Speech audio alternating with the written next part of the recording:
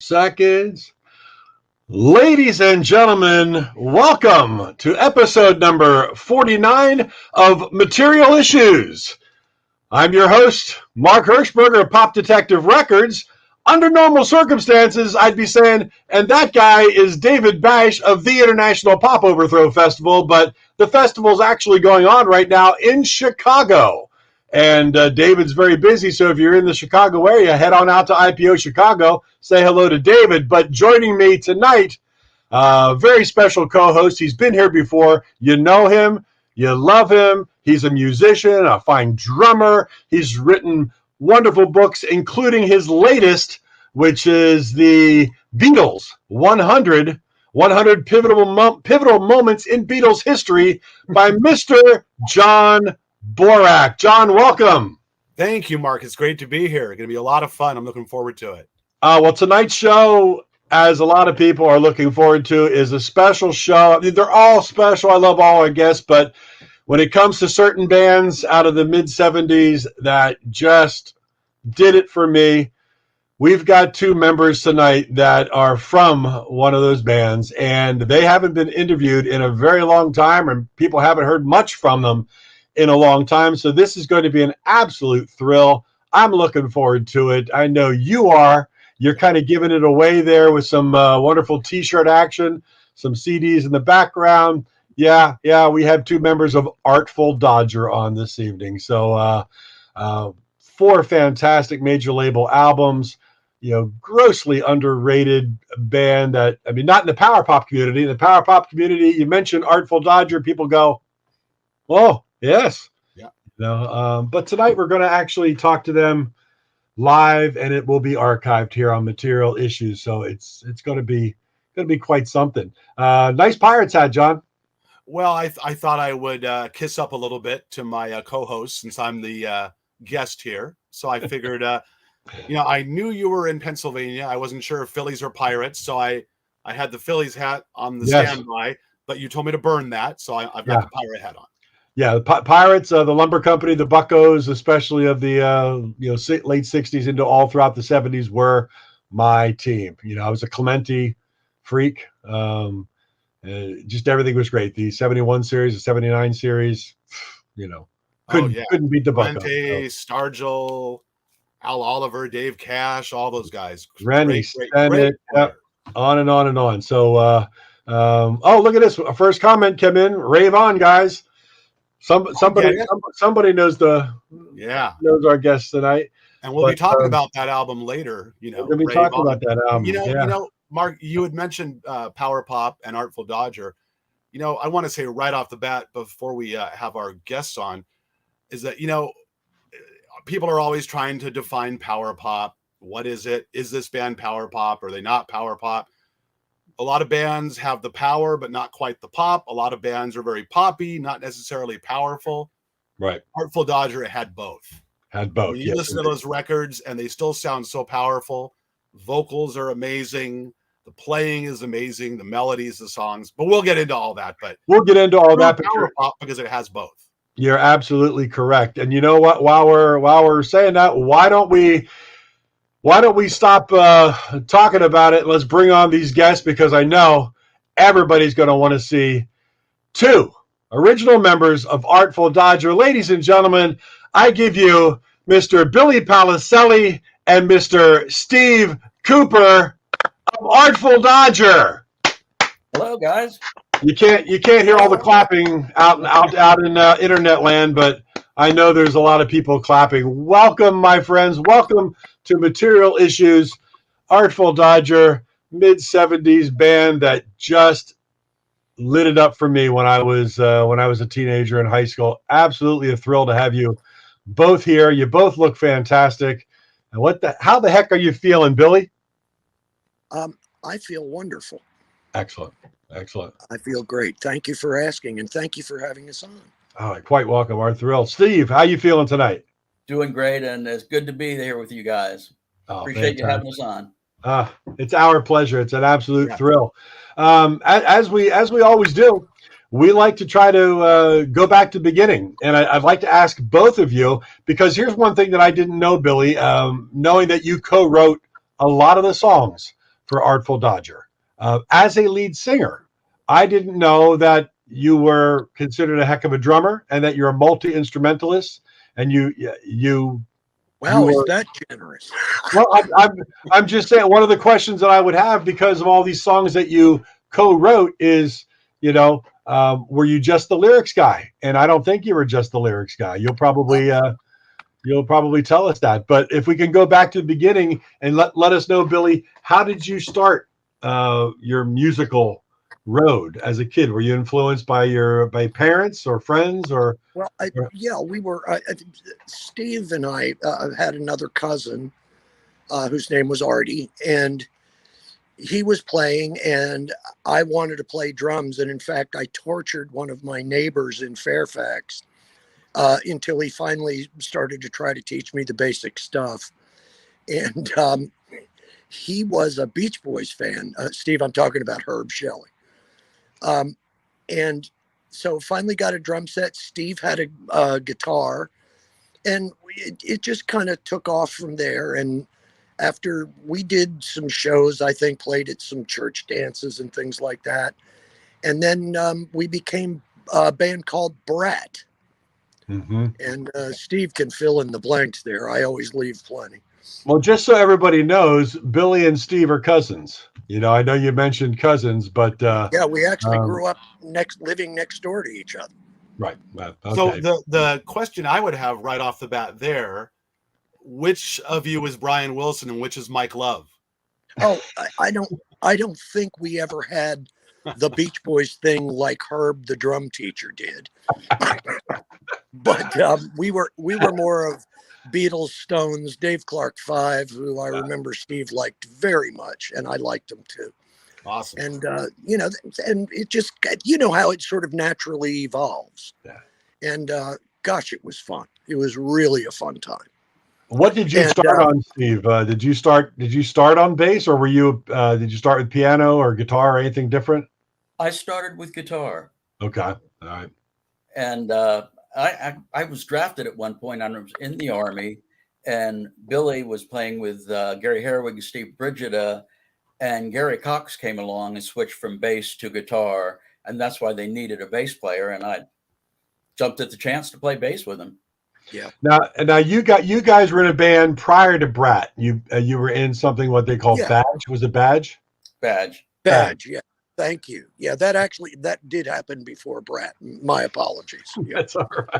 That's all right. Now you were gigging and doing some things around Fairfax as Badge, and then the other three, Brigida, Herwig, and Cox, were in a band called Homestead. Yes, that's correct. Now was this high school time or was this post high school? I think it was high school time, wasn't it, Steve? It was, and post high school by a couple of years. Sure. Yeah. The two bands met playing at the same club. Oh, okay. And we each admired what the other was doing. And so they made a plan then and there to steal Bill away as the singer, put him out front. Well, I had read somewhere that I don't know whether it was Brigida that said it, that they needed a new singer, but Bill was playing drums with Badge and occasionally would come out and do some vocals, and they were like, this guy's a much better vocalist than he is the drummer, even though he wasn't a bad drummer.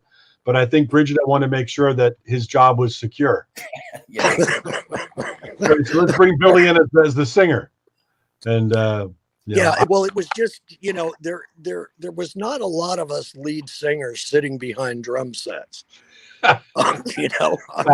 Karen Carpenter pulled it off. You couldn't pull it off. Karen Carpenter did way better than I ever did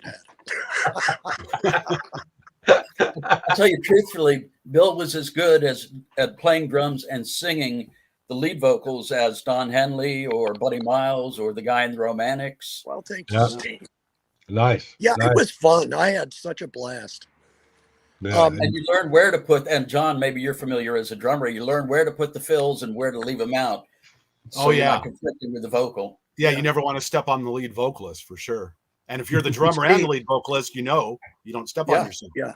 Right. Do you remember, Steve, you remember John Vertis, yeah. Vertis. This guy's like, 6'8" bass player. and was a real character and a really good guy. Really, He was part of Badge for a while. Yeah, part of Badge. Right. Now, So you you guys guys- released one 45 as Brat, I believe. Yes. That was called Not Quite Right. And I remember that because I actually have the 45 in my collection. Yes. Did you ever record anything else other than the two sides of that single? Yes, but nothing that was ever released like that. I mean, that was our attempt at, our own label. The rooster listening to the speakers was kind of an RCA takeoff of the dog listening to his master. Right. Right. that was all what Red Rooster, the label was called. Red Rooster Records. Yeah. When John was telling me he had a copy of the 45, I was absolutely amazed. And we're going to get into, of course, Rave On later. But John is a relatively new owner of a test pressing of Rave On. So when we figure out how that's going to be re-released on vinyl and CD, we may have to call John up for right. If the master tapes are lost forever. I don't know. But yes, you guys knew each other playing high school and playing the circuit, and you guys formed the band Brat while Steve, you were in the military. And I think I do have there we go. We have that little community center flyer with Brat. That's Nils Lofgren, of course, in Grin. In Grin, yeah. In Grin. That was kind of cool. I found this online. But so Brat was formed, and you guys are doing fairly well playing the same club circuit in the same basic area. And you come back out of the military, and they kind of ceremoniously dumped who's the original bass player? Inglis, I believe his last name was. Right. Yeah. He was the Pete Best of Brat / Artful Dodger, so to speak. Yeah, there was Rob was an interesting character. And then I shall say no more. Well, in case he's watching, hi, and we know Hi, you're Rob. an character. That's awesome. So tell us a little bit about Brat. What was what were you focusing on? What were your plans? How did that then come into being demos that you're going to start shopping around? Well, I mean, we had friends that owned a studio called Bias Studios, which, by the way, is where Rave On was recorded. Okay. And we went in recording. I don't think there was ever any idea that the band wanted to do anything except go get the major label behind us. And of course, that manifested itself in Gary Cox going and meeting with David Krebs at Lieber Krebs in New York. Right. And but yeah, that band, I believe, as Steve may remember something different, that our target was major recording label. I mean, we had a lot of stuff we were working on writing, and we knew we had some good songs, and it seemed like the right time. So that was really kind of it.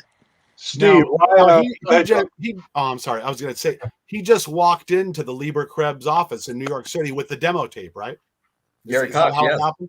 Yeah. You can't do anything like that today. That's amazing. That's amazing. It was a shot in the dark. And I mean, what was totally amazing is that David Krebs took the time, understanding what his schedule was, to even listen to this thing. And I think that he thought it was so audacious for this young guy to walk in with this demo tape that he thought, maybe I better listen to this. Who knows? I'm not sure what the catalyst was for him, but we thank goodness that it happened like that. Now, Steve, a couple of questions though. A, why Cox? Why send Cox packing to New York City instead of any of all of you? And B, what were on the demos? What did Krebs listen to that made him go, wow? That was actually prior to me joining the band. Okay. And it may have been Gary Cox because he might not have been working at the time. Might have been the only one that could actually get away and get up to New York. That's exactly correct. Yeah. And as John said, we've interviewed a lot of artists from the 60s and 70s on this program, and it's really funny. Back in those days, you could actually walk into a major label with your tapes and say, if you got the time, can you listen to this? And people listened and people got signed. You can't do that anymore these days, but it's pretty amazing. I don't know how many labels Gary might have gone to, but to end up with Krebs holding it right there, saying, "Come on in and let's listen to this," and taking it from there is just absolutely amazing. Absolutely amazing. And the reason Lieber Krebs was on the list because the Gary saw it on the back of a New York Dolls album. Is that right, Bill? Yes. Yeah, they managed, I guess, at the time the Dolls, AC/DC, Aerosmith, Ted Nugent, right? So a lot of heavy hitters. Heavy hitters, yeah, and heavy acts. For that time, so that was what 1974, 4 something like that. Yeah. So this turns into a 3-album deal with Columbia. Right. Yes. So what happens at this point? You guys get signed. You're now Brat, and they decide there's a band in the UK that has not so good of a reputation named Brat, and we got to change our name. And who comes up with the new name? Go ahead. Gary Herwig's girlfriend, soon to become wife. We're still paying her for that. A small royalty. Small royalty for coming up with Artful Dodger. Now I read, tell me if this is true, that she came up with Artful Dodger because there was some kind of a reference to a brat. Right? Is that true? I'm not clear that that's correct, but perhaps. Yeah. So you get a deal with Columbia, and you've got to get into the studio. What studio were you in for album number 1, the self-titled Artful Dodger? The Record Plant, New York City. Record Plant, New York City. It doesn't get much better than that in the top of the recording world. What was the feeling for 5 young guys out of Fairfax, Virginia, recording album number 1 at the Record Plant with Jack Douglas, right? With Jack Douglas, of all people. And Bruce Springsteen is in Studio B. We're in Studio A. Springsteen's in Studio B, finishing up Born to Run. And there's all kinds of celebrities coming in and out. Yes, yeah, absolutely. So what's that like? So what were you feeling at the time? Were you feeling like we belong here, or was it more like, holy shit, this is happening? Probably the latter. No, it was fun. We had actually, Steve, if I remember correctly, didn't we do some recording and what have you up in Pennsylvania in the mountains somewhere with Jack Douglas? Well, we did. On the first album, we actually went up to the Poconos. That's right. To a vacated some kind of resort retreat, and the mobile truck from the Record Plant came up, and we did some basic tracks up in the Poconos. Wow. The only reason we did that is because Jack Douglas wanted to get out of the city for this. Yeah, he wanted a vacation. As simple as that. Yeah. And with that first album, and here's where things get kind of mushy with Artful Dodger. As great as all the music is, that first album was causing a stir. The press was getting the pre build up. Everything was looking great. The label was thinking, or people were thinking, Think is going to be the song. This is going to be the single. This is coming out hot. And then Columbia turns around and releases Silver and Gold, which is not a bad tune. It's not a single. It's not a. In my opinion, that wasn't a single. It's not a single that comes right out of the bat with album number 1 for a band that is pumped up to be this, and then all of a sudden this is what we get. What are your feelings on that, you guys? Well, go ahead, Steve. They didn't know what to do with this.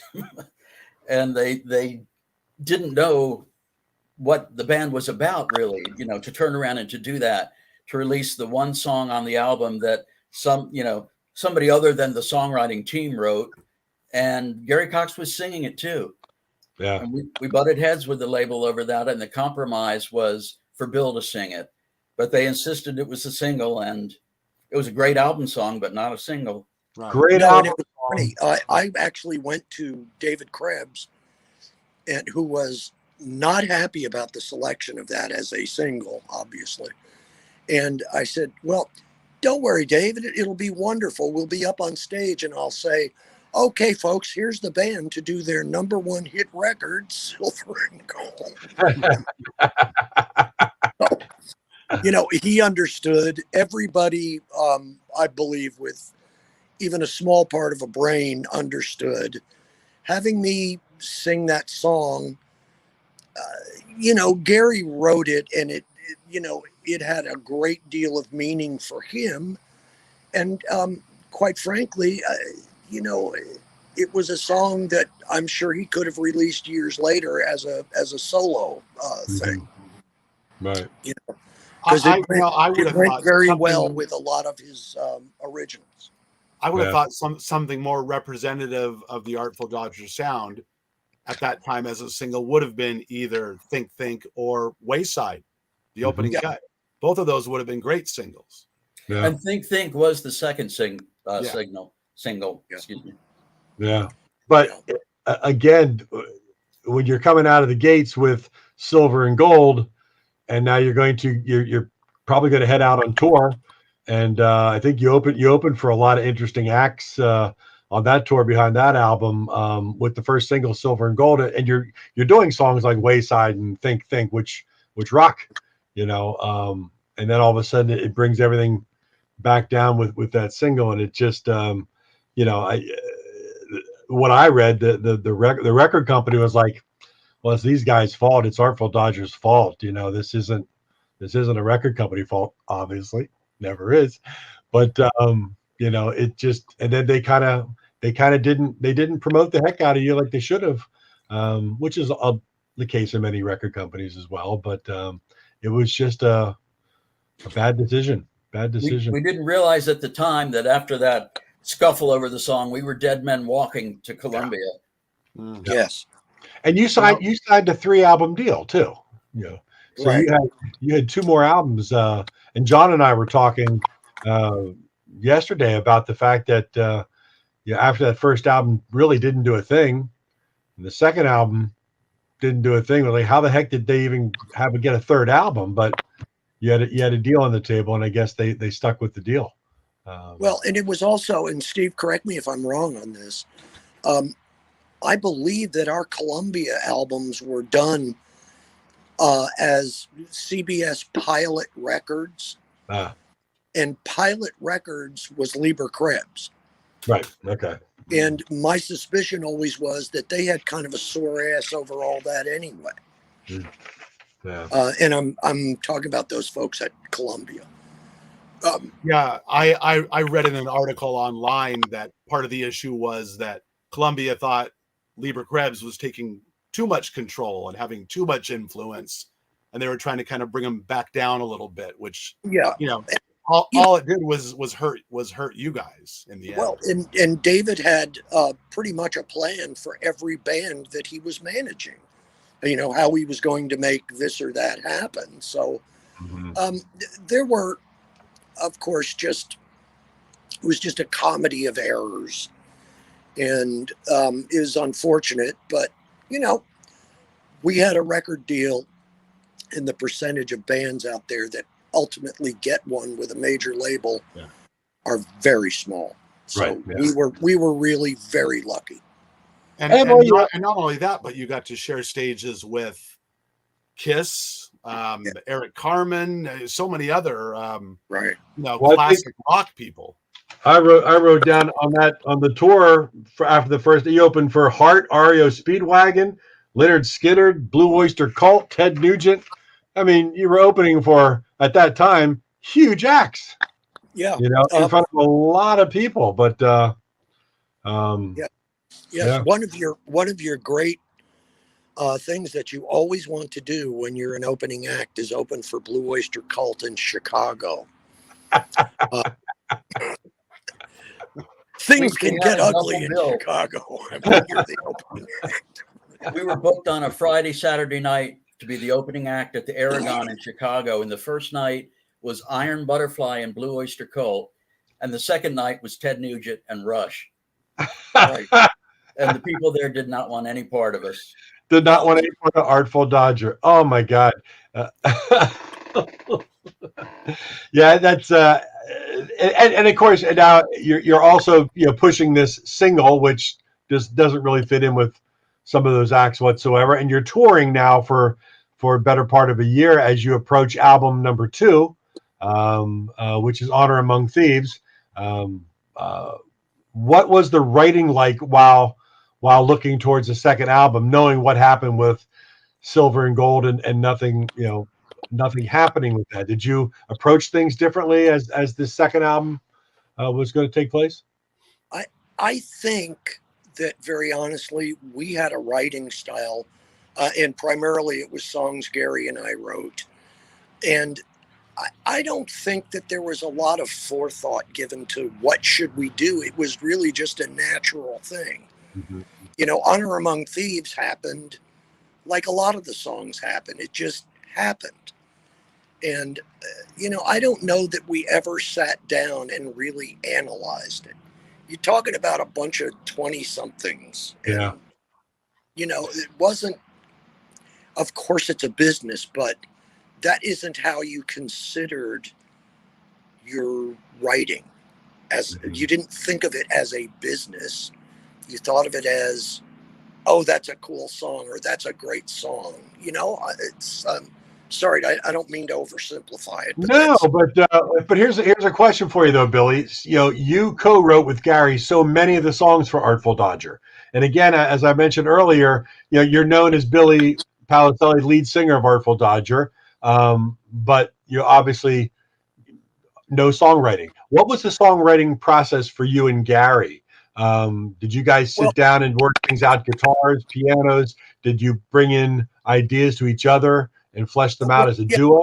We would bring ideas to each other. Frequently, our process was Gary would have a chord and or melody idea, and I would come in, sit, listen, and then sort of come up with something. Mm-hmm. And that was really how it went.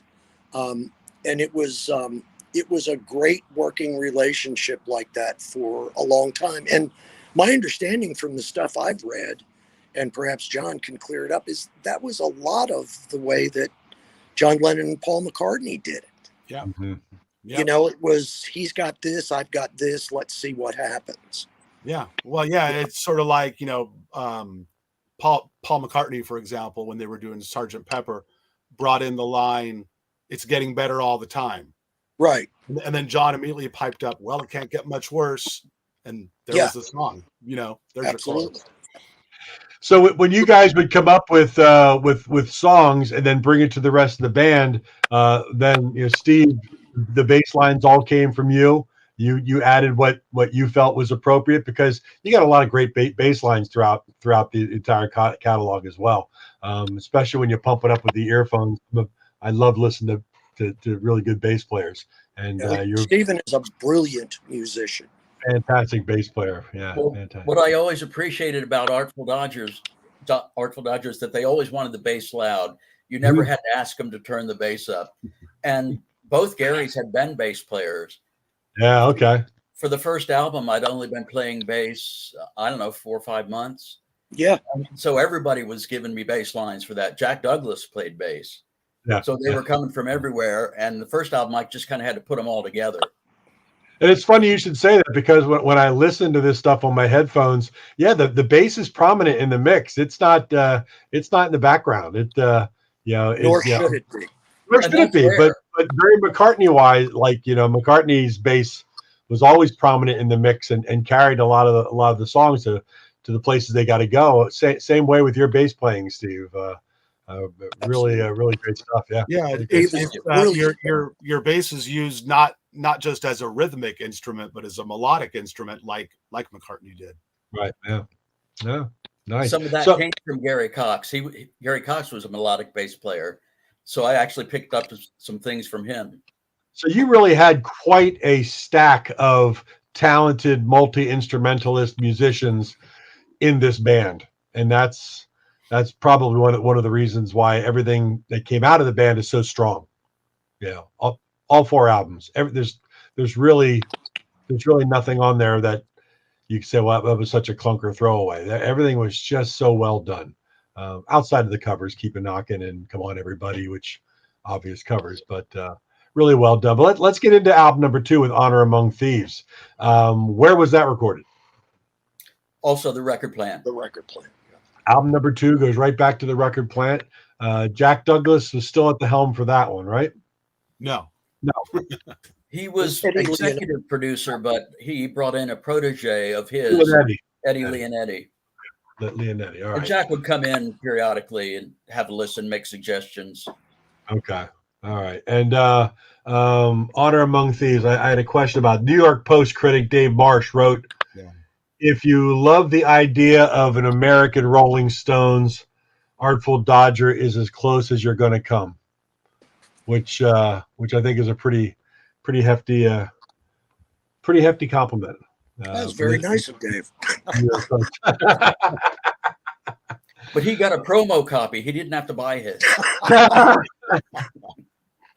Another Facebook user chiming in, Honor Among is still amazing. Thank you, whoever. I think that's a very underrated record in your catalog. A lot of people talk about the first album. A lot of people talk about Rave On as being the best. I think Honor Among Thieves has some great songs on it. The title track is a really cool track. Of course, Scream, amazing, and an amazing vocal performance from you on that one in particular, Billy. Thank you. But I think the production didn't seem as full maybe as the first album. A song, for example, like Not Enough, that chorus should have just exploded, and it just seemed kind of muted as far as the production goes. Mm-hmm. Something very surprising to me that so many people like Honor Among Thieves, because when it got mastered, it lost a lot of the pop and the sheen that we had in the studio. It sounded totally different. There's Jimmy from The Outsiders saying hi. Jimmy. Hello, Jimmy. Yeah, nice. Time Won't Let Me, Outsiders? Yeah, wow. I don't know, Jimmy, is that drop us a note. Is that Time Won't Let Me, Outsiders, or we got a different Outsiders going on? I don't know. That'd be great. He might follow up. But Columbia, yes, sir. It's Jimmy from Time Won't Let Me, The Outsiders. There you go. Very cool. Great song. Thank you for checking in, Jimmy. Yeah, nice. Appreciate that.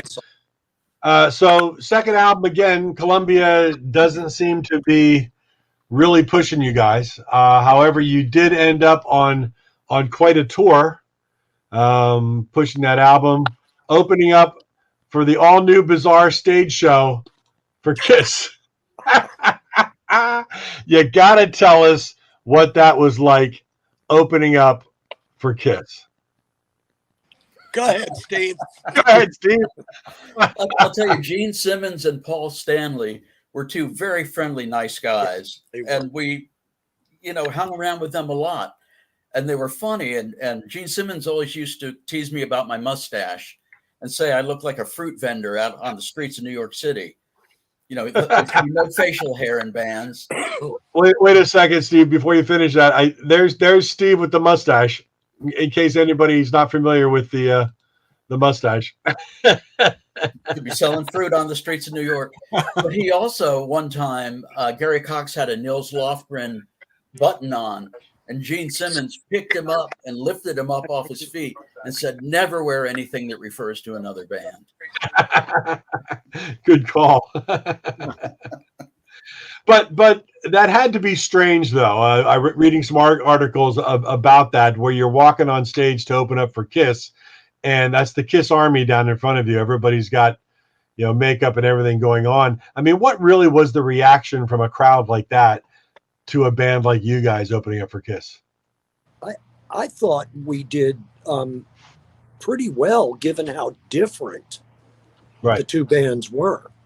I thought that, well, first of all, as I had said earlier prior to this going on, they were an incredibly professional organization. And I never minded opening for them at all because I thought that their audience was fairly accepting of us. Nice. I don't know that any of them ran out and bought our stuff, but I don't recall us ever getting booed by a KISS audience. Do you, Steve? No, generally the acceptance was very good. But about the KISS audience, if you look outside, their moms and dads were dropping them off. Yes. They were younger. It was a younger audience. Well, and you guys, okay, so it's a younger audience, and you guys had the look. I mean, you guys looked great on stage. Of course, Billy was strutting his stuff. You were a good-looking band. There were articles that actually mentioned that these guys had the look. Not only the chops, but the look. So that had to go over. Now, did Honor Among Thieves outsell the debut album? Do you know? I don't know that we ever got I truly an don't accurate account of album sales.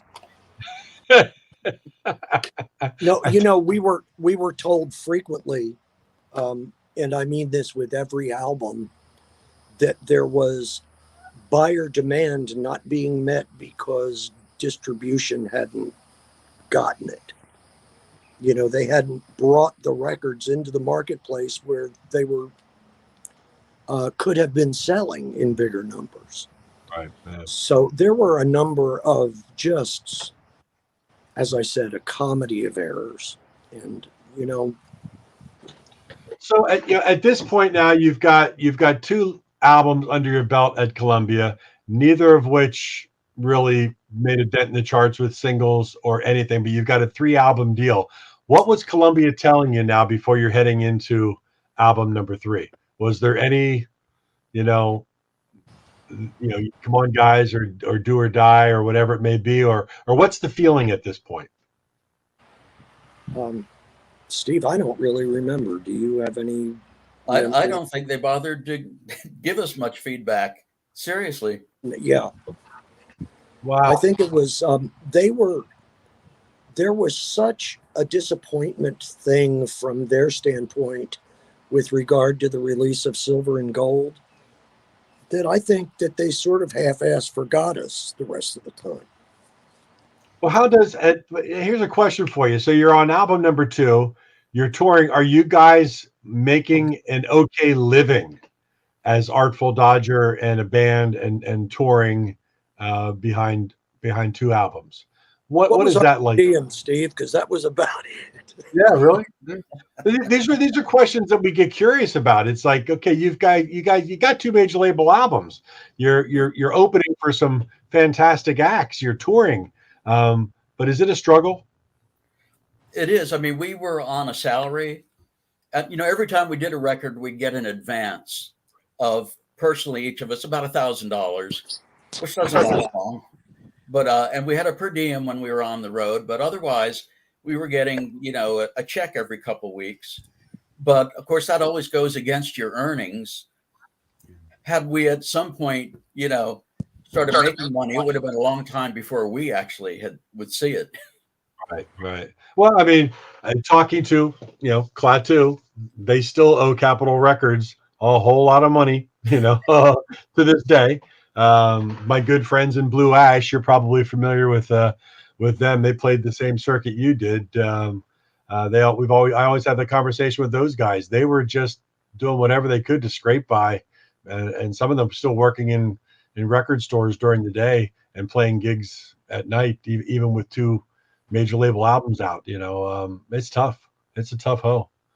But, when we were doing the arena size tour with KISS, we'd get into a town, we'd go to the record store, there would be no records. We would get to the venue, our name wasn't on the marquee. And the only time that anything was ever said about us was when the MC said, ladies and gentlemen, Artful Dodger. And that's while people are coming in and, if they're coming in at all, they're usually on the concourse getting whatever. So, Right. I mean, nobody knew who we were. I remember hearing that, back then and even up through the 80s, there weren't many Artful Dodger records in the stores, like you mentioned. And when people did find copies, they were radio station copies or promo copies. Right. They didn't get the stock copies into the stores for people to buy. So you guys were automatically at sort of a disadvantage. We were. Yes. Wow. And the fact that you don't really know numbers of sales and things, that doesn't seem like it seems like you were just kind of there. And Columbia just wasn't doing much to help out such great music. And that I mean, we hear it all the time. We see it all the time. John and I have been around. Unfortunately, yeah, typical major label story for a lot of bands. Right. It's a very typical story.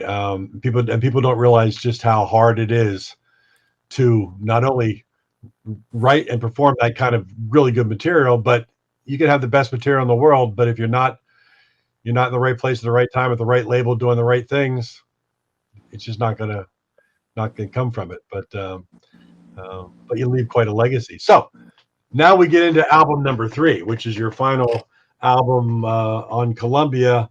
Real quickly, where was this one recorded at? Record Plant, New York City. You got 3 albums going on at the Record Plant. Was this Leonetti as well at the helm? Yeah. Okay. One of the things that I read, and you've got to set the story straight here, was that Gary Cox wanted to bring in a lot of special guests and celebrity appearances on this album, and it kind of was not a popular decision with you, Billy, and Herwig and whatnot. Can you explain a little bit more as to what happened with that and how that happened? Because I'm reading names like Steven Tyler, Dick Wagner from Alice Cooper's band, Derek St. Holmes from Ted Nugent, sax player that played with Billy Joel, Steely Dan. We've got a bunch of people that Cox is bringing in. What's going on with that? Well, my opinion is that Gary Cox thought that might help with regard to future airplay. If you had well-established stars, musicians who are accompanying you in this album, it might cause a DJ to throw that album on and try a couple of songs that they otherwise might not have. Babes on Broadway was a very peculiar album, in my opinion, from the standpoint of Gary Herwig and I believe,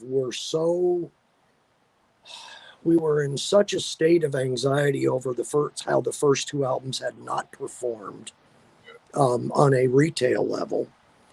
And I don't think we were as present on that album as we needed to be. And that is Bill's opinion. That has nothing to do with what they may call history with regard to that. No, but that's a valid opinion. I mean, Gary was involved in either writing or co-writing, like I think 5 of the tracks. Right. But and a lot of people discount that album, just like well, the other 3 albums were really good. But I think Babes on Broadway, had some fantastic tracks on it. I mean, try not to sing "Who in the World" after you hear that one time. That's very very anthemic, sing along type song. "Can't Stop Pretending." There's some really good tracks on that album, but Gary Cox was a huge Bee Gees fan, yes. And I think what he was looking for was that maybe the magic that touched some of the Bee Gees hits would touch "Who in the World." And it was a great song, and he did a wonderful job singing it. And, much like Silver and Gold, it was just a bit odd from my standpoint. Yeah. But I never felt negative about it or anything else. It was Gary filling in the blanks, and there were some there. There were 5, I think. Yeah. It didn't seem representative of your sound, really, to me. Correct. To me, your lead vocals, Billy, are one of the selling points of Artful Dodger. That just very, very passionate, very rockin'. And, a lot of people call Artful Dodger power pop. But, a lot of power pop bands, some had power, some had pop. Not too many had both like you guys did. And I've seen some live clips. I mean, you guys were just after it. I mean, back then, 75 through 80, just, a really, really killer live act. And your vocal chops were just amazing. I always kind of thought it sounded like if Steve Marriott and Rod Stewart had a baby, it would have sounded like you. Yeah, very, very distinctive. Very distinctive, and you could kill it with a rocker, but your voice also works so well with just the ballad type tunes, and you just had it. You just had it in space. Well, but that's so very nice. Thank you. Oh, fantastic! Now, do you remember? You see a name like Steven Tyler's brought in. What did he do on that album? Anybody have? He sang backup on All Right, on a song called All Right. All right. Yeah, and that was actually done by our joint publicist, Laura Kaufman. She asked Steven to do it, and he did it. And you talk about Cox thinking, well, maybe this is going to get us some airplay and whatnot, but who was even going to know about some of these guests coming in if Columbia wasn't going to? That sort of counts on the idea that they can and do read liner notes. Well, getting back to my T-shirt, Klaatu and their fourth album, they barely played any instruments on it. They brought in all the top studio musicians, Lee Sklar, the Tower Power horn section. They brought all, because this was going to be it for them, but nobody knew that Klaatu didn't play on the album. That was right. What it is. So. To anybody's knowledge, it's Artful Dodger, Babes on Broadway. Sure, This is Artful Dodger, and it wasn't, as John said, it wasn't really representative of at least what we expected after the first two albums, right? In Artful Dodger. So after this album really didn't do anything, and everything kind of went south, Cox left the group. Yes. He said. And, go ahead. Steve can probably fill in the blanks there better than I can. He actually, I don't know that he ever signed a solo deal, but he was recording in the record plant. And I believe some of the people working with him were from Billy Joel's band, and he did a demo tape. And I think that there was a change in the leadership at Columbia, and Gary Cox was forgotten.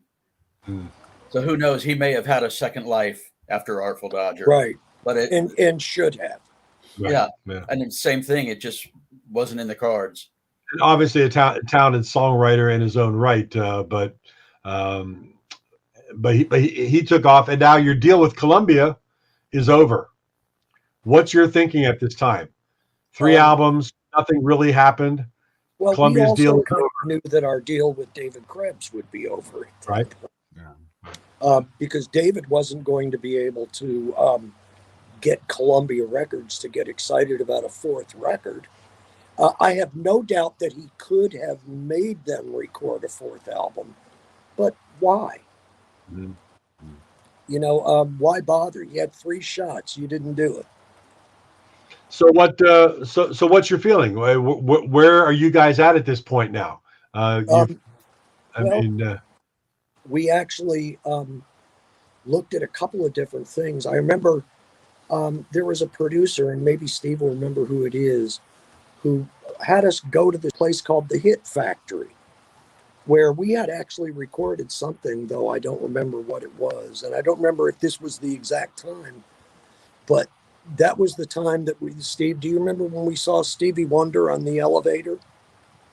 I remember that I wasn't there and had to listen to the story. I'm sorry. I'm sorry. Yeah. And we actually got on this elevator, and we're like in awe that there is Stevie Wonder. And as the elevator's moving, he said, "What floor are you getting off on?" And we said, "The 3rd." And he said, "You just passed it." And so we got off the set. He invited us to come watch. I remember I watched him record the song, Isn't She Lovely? Wow. And it was really a cool thing. But anyway, none of that turned out to be anything for us. And it was really Hank LeConte from the Agora in Cleveland who manipulated the next record for us. And again, perhaps Steve knows more of the little details. Meanwhile, we were doing demo tapes for Warner Brothers and Capitol, some other labels, but we just kept hearing back from them, we don't hear a single, because everybody was kind of afraid to take us on. We'd had 3 albums on Columbia. We were with Lieber Krebs. We didn't cut through. And so they were, they would give us money for demos, but they just didn't hear a single, is what they said. Right. Well, before we get into really next album, I got a nice comment here. Someone says, I may be slightly biased, but Artful Dodger is one of the strongest rock and roll bands in American history. I feel bad for all the people that don't know their music. I listen to them weekly. So thank you. That's so nice. Thank you, hon. That was my wife. Yeah. And she may be biased. No, it wasn't. I hope she is. It wasn't really. But Billy's wife had written a comment here. I didn't put it up. She said, this band really wasn't as good as you guys think they are. We thought we were. That's funny.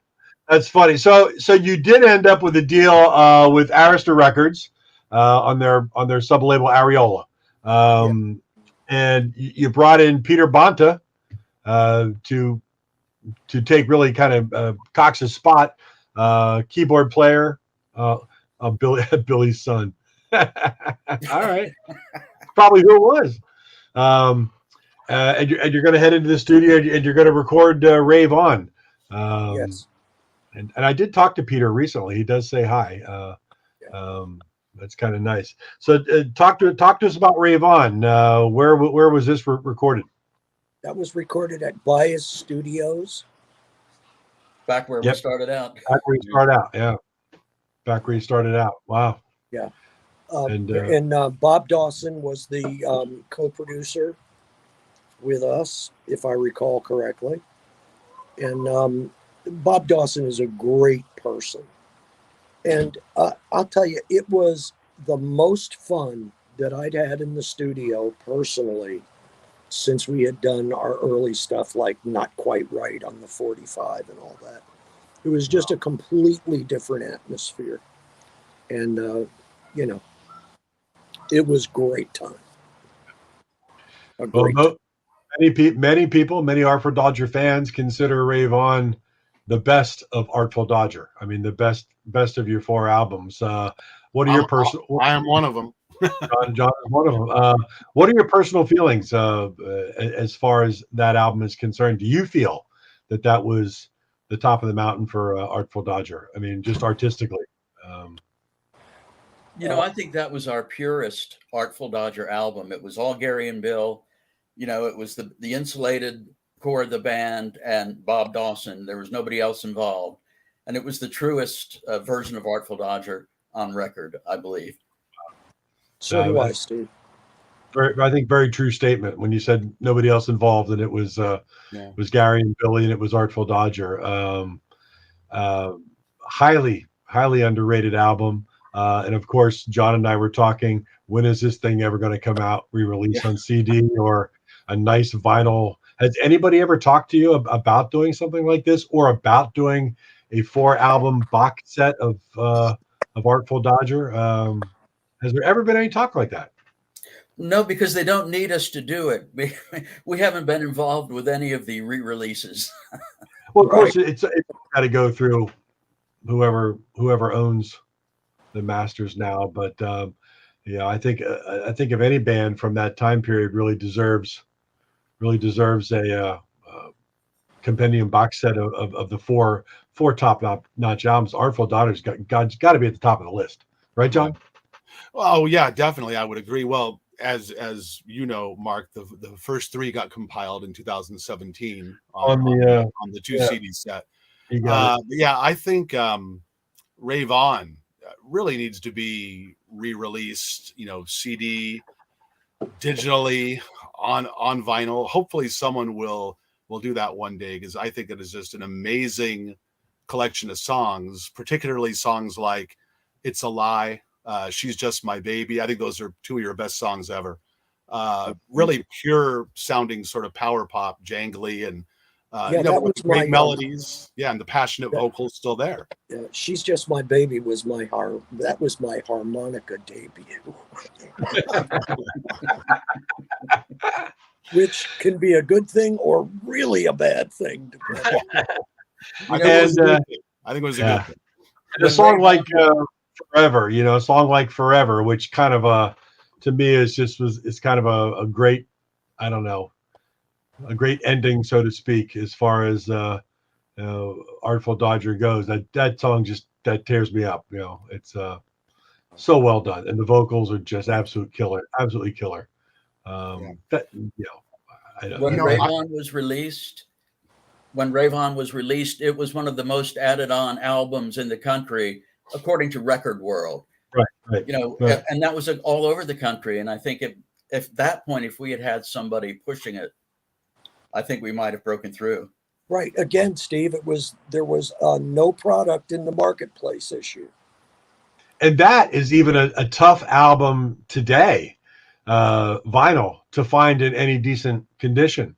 Really hard. I don't know what the sales were, but you try to find it. You can find it for an okay price on eBay, but they're usually not in very good condition.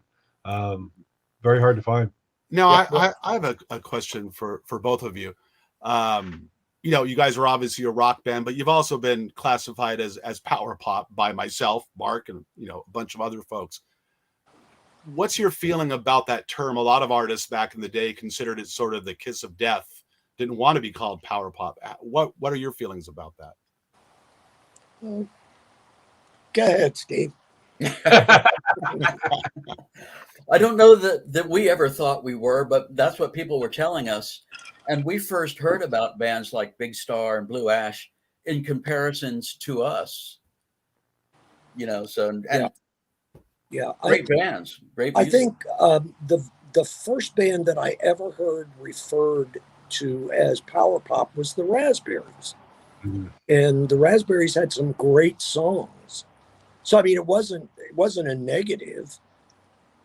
It's just, I think for anybody in a band, you hope you don't get kind of holed up in some weird category where you're shutting out a lot of potential listeners by virtue of that. I don't know. Right. Yeah. But even back in that time, you talk about some of the reviewers saying, the American Rolling Stones and things like that. I think, you could be a lot of things in Artful Dodger. You guys could rock, but you guys also had the melodic anthem, wonderful tunes. You had it all, and that's what John and I were talking about earlier. It's just here's a band that could really do it all across the board, and it's just such a dagger that you didn't become bigger than what you did, and you deserved a whole lot better. But we are glad that you were around for those 4 albums. My God. Well, thank you. And from a very personal standpoint, and I had said something like this, I think, a little earlier. I feel like we were incredibly blessed. There are so many folks in the music business that are struggling, working their rear ends off in clubs every night and doing things. And we had an opportunity that a lot of those folks don't have. Yeah. And I thank God for that. Thank you, Lord. I mean, could it have been different? Could it have been better? Arguably. But for goodness sakes, I mean, we were given a great opportunity. Nice. Well, when that all came down, you guys basically wrapped up the career as Artful Dodger. Couple things post Artful Dodger. We know Gary Cox passed away in 2012. Sadly. Yes. what did you guys? I mean, you did a few reunion shows at the Agora in Cleveland, which was always a place that held you close to their hearts and all the fans there. But what did most of you guys do post Artful Dodger? Steve, what did you get into? Well, I could tell you we would still be playing the Agora if Gary Herwig hadn't developed agoraphobia. Oh. Otherwise, we'd still be there.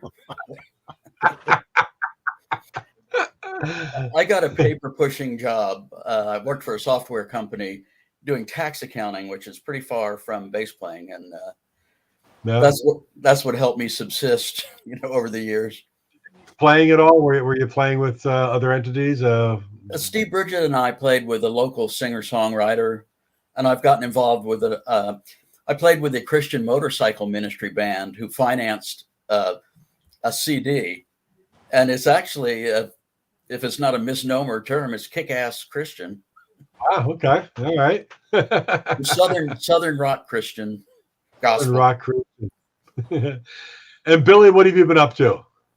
Well, when the band kind of dismantled after the Rave On album, I went into the automobile business, and I was in that for 20 couple of years, and I was sales manager, general sales manager, general manager. I was there a long time, and then I opened a motorcycle shop that was in 2002 that was incredibly successful until 2008.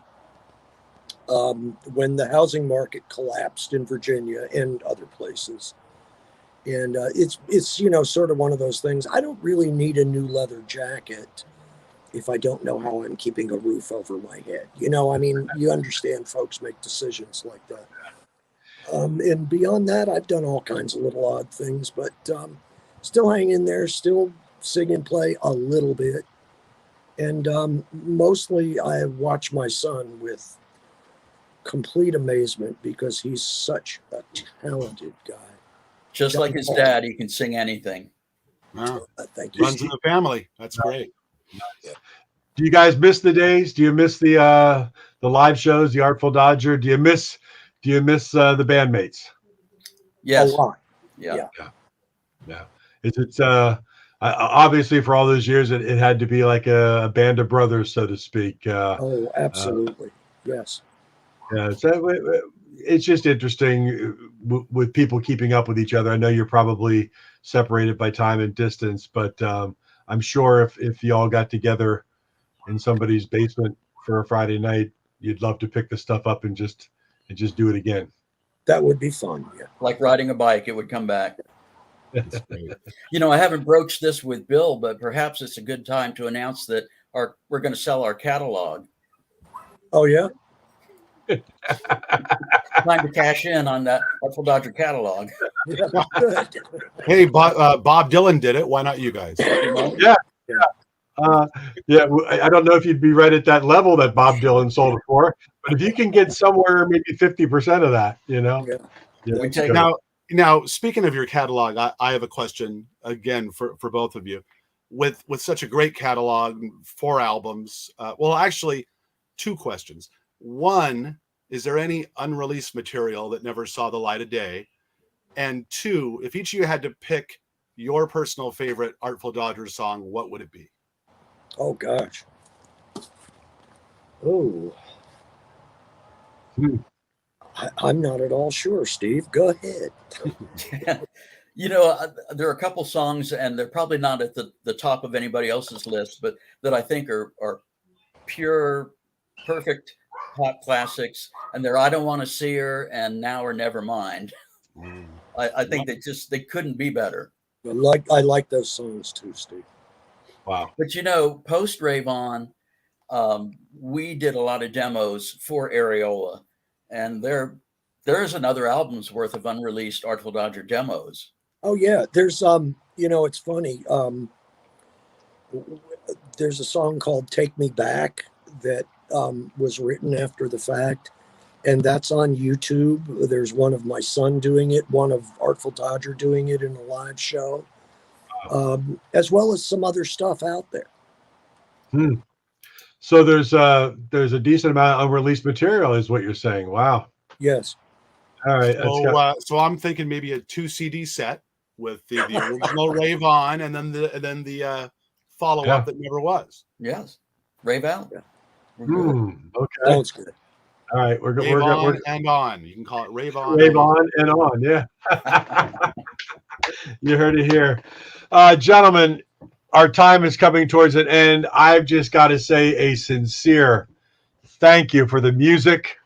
Thank you for doing what you did in those years and making my teenage, high school, and early college years so much better with such great music from Artful Dodger. Thanks for being here on Material Issues with us. This has been an absolute thrill, an absolute pleasure. Thank you for having us. For us too. Thank you.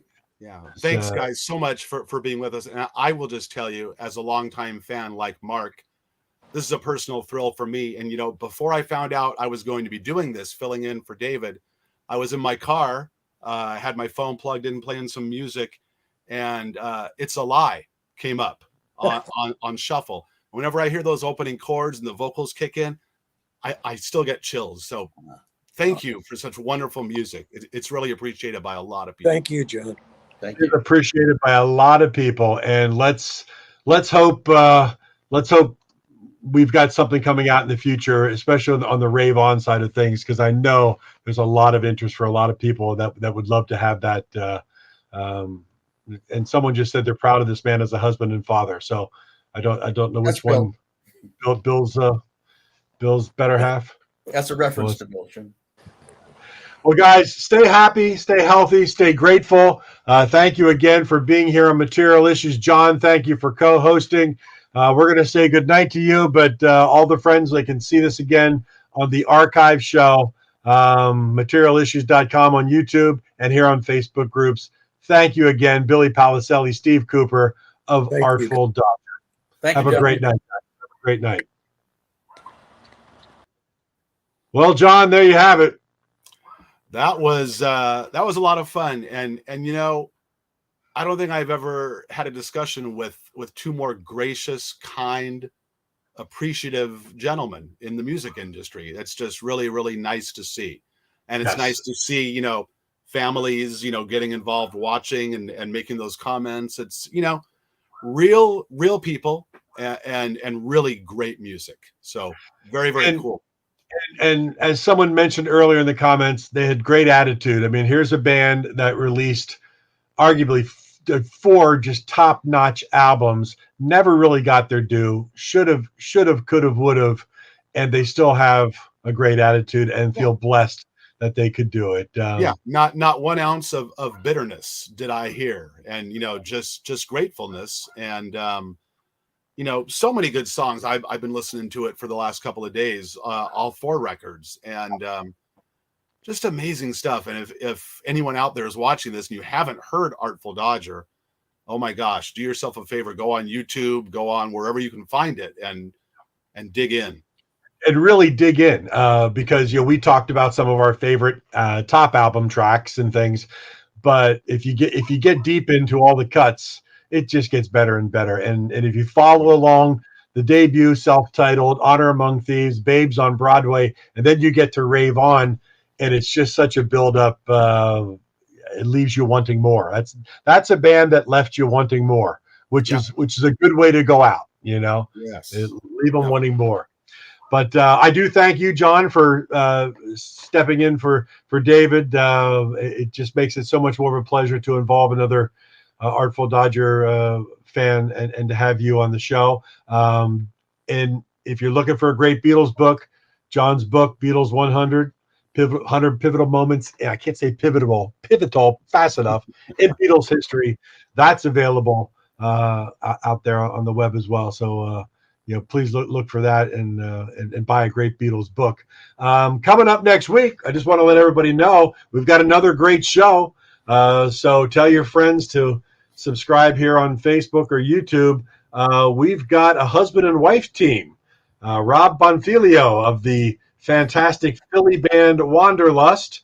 And he's done many things in the music industry, solo albums that are fantastic. He's joining us along with his wife from that Fab Hitmakers Wilson Phillips. It's Carney Wilson. Also happens to be Brian Wilson's daughter. Not bad lineage, but she's very talented in her own right in many different forms of media, and I'm following some of her cooking programs as well. She's fantastic at that. So we're looking forward to that next Wednesday here on Material Issues. Rob Bonfiglio and Carney Wilson. After that, we've got all kinds of irons in the fire. We'd have nothing absolutely penciled in, but it will, and we will let you know what's coming up. Plus, David and I will just be talking and yakking some more. So everybody have a great night. John, thank you again. All right, Mark, thank you. It was so much fun. Thanks for having me. Thanks to David for allowing me to do this, and go IPO and go Material Issues. Go IPO. David, have a great time in Chicago. We'll see you back here next Wednesday with Rob Bonfiglio and Carney Wilson. Everybody have a great night. Stay happy, stay healthy. We'll see you soon. See you guys.